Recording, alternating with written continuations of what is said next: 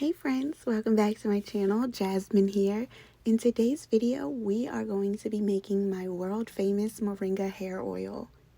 Okay, maybe it's not world famous yet, but amongst my family and friends, I get so many requests to either make them a batch or tell them exactly how to make it. So I figured now's as good a time as any to finally show you guys how I go about making this oil. It takes some time.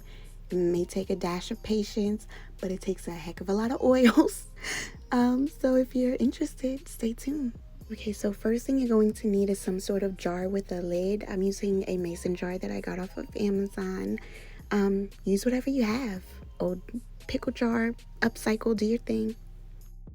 Now, usually I just eyeball it when I pour the oils, but for the sake of this video, I will be using a measuring cup. First ingredient, my hair's favorite oil, extra virgin olive oil.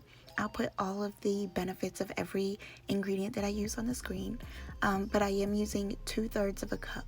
And you want to make sure it's extra virgin because that is the highest grade of olive oil, and we're only using the highest grade of ingredients in our hair today.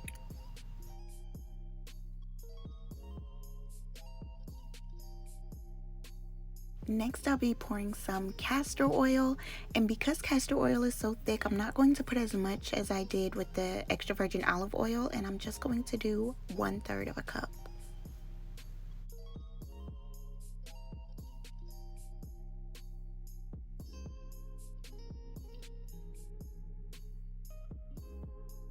Next up is our jojoba oil, another oil that my hair just loves and thrives off of. I'll be just using 1/3 of a cup though, because as you can see, it's a kind of a small bottle and it costs as much as the big bottles behind it. So we're not wasting it.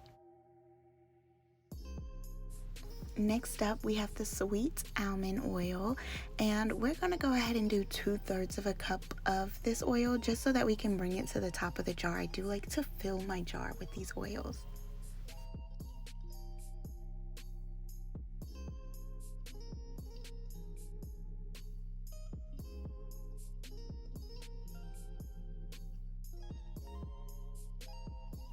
Now we're going to go ahead and add some fenugreek seeds into this mix. I got my fenugreek seeds, I believe, from Amazon as well. Most of these products I got from Amazon or Whole Foods. You can find it either place. And as you can see, I'm running really low on fenugreek seeds.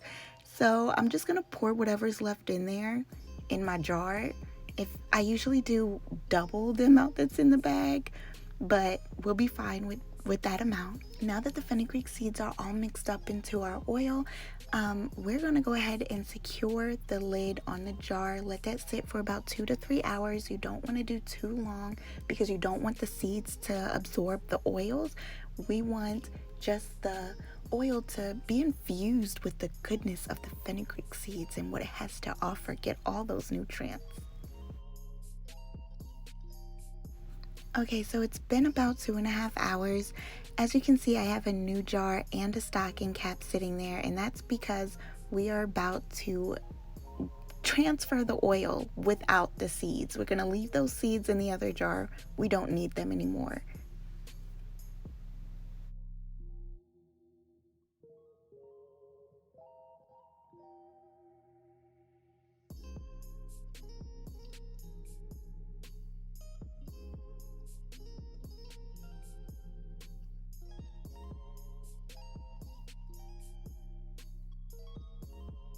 Now for the star of the show, we are going to add in 2 heaping spoonfuls of moringa powder.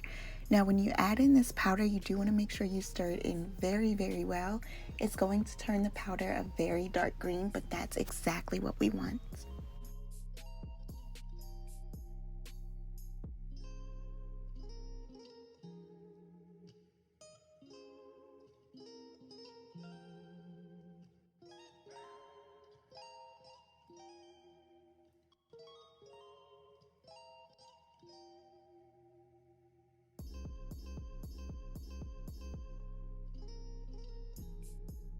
Now for a little extra goodness for our scalp, we are going to add in about 15 to 20 drops of tea tree essential oil.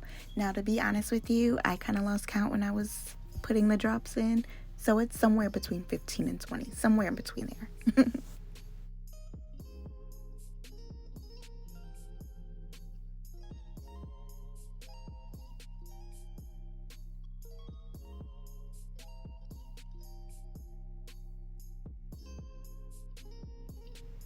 Now I just wanted to show you exactly how dark and grainy this oil becomes, but the way we get rid of that is we actually are going to secure the lid back on the top of the mason jar and let it sit for 2 weeks. Yes, you heard me right. We are going to let it sit in a cool, dark place for 2 whole weeks. Yes, yes.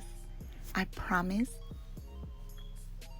I'm not steering you wrong. I just promise. You're gonna have to trust me. 2 weeks. You could do it. 2 weeks. I told you you'll need a little patience in the beginning.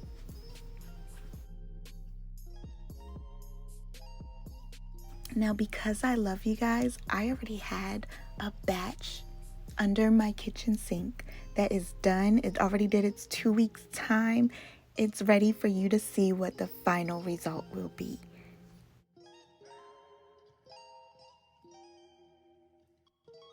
Look at the difference that 2 weeks time made. Basically, all of the moringa powder kind of settled to the bottom after it infused in this oil for 2 weeks. And so now the oil is pretty much see-through. I mean, it still has that green tint, but there's none of that graininess anymore because it's all at the bottom. It all left the chat, okay? The moringa powder came in, it did its thing, it gave the oil the nutrients that it needed, and it said peace. It was out. You see it all at the bottom.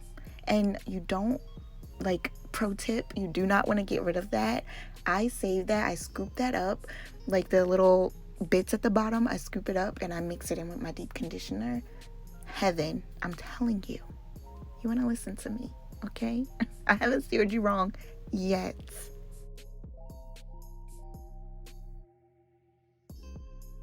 I swear, y'all, we are almost done. But just to make it easier to apply to your hair, I do use this funnel to transfer the oil from the mason jar into an applicator bottle. It does have like a pointy applicator tip to make it easier to get to your scalp. You'll see. Okay, so now it's time for the little razzle dazzle that you expect from me. We are going to add in 3 different herbs that I found help my hair a whole lot. First, mint. Then you'll see me adding thyme and rosemary. So I just go ahead and put all of those things in the applicator bottle as well, and we will be all finito. I want to thank you all so much for making it this far into the video. I really appreciate the support. If you like this video, go ahead and give it a thumbs up. If you want to see me do more of my hair DIYs, because all my DIYs are usually for my hair, then let me know in the comments, and do not forget to subscribe before you leave here today, okay? But I love you all. Thank you so much, and we'll see you next time. Peace.